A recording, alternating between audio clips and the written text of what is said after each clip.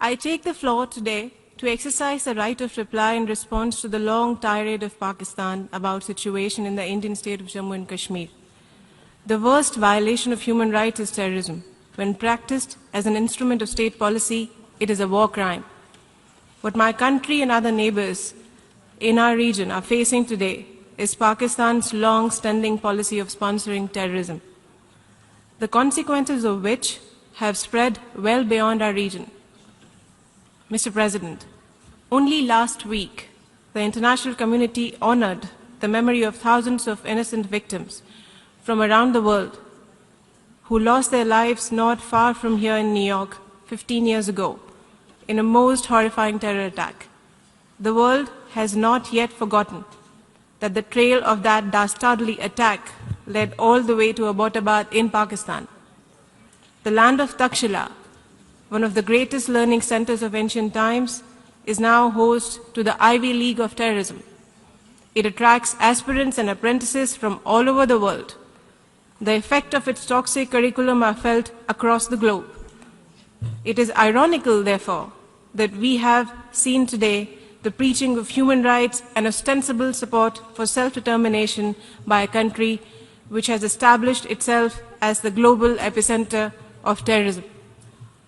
Mr. President, shortly before Pakistan gave its hypocritical sermons in this august House today, its envoy in New Delhi was summoned in the context of the most recent of the terror attacks in Uri that claimed 18 Indian lives.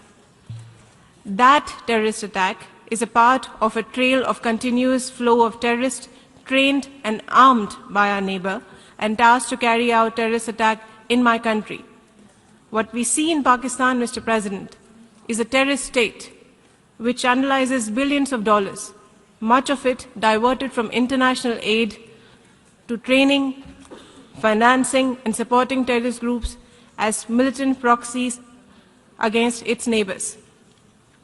Terrorist entities and their leaders, including many designated by the UN, continue to roam its streets freely and operate with state support. With the approval of authorities, many terrorist organizations raise funds openly in flagrant violations of Pakistan's international obligations. Mr. President, even today, we have heard support by the Pakistan's Prime Minister for a self-acknowledged commander of a known terrorist organization, Hizbul Mujahideen. Pakistan is a country with democracy deficit.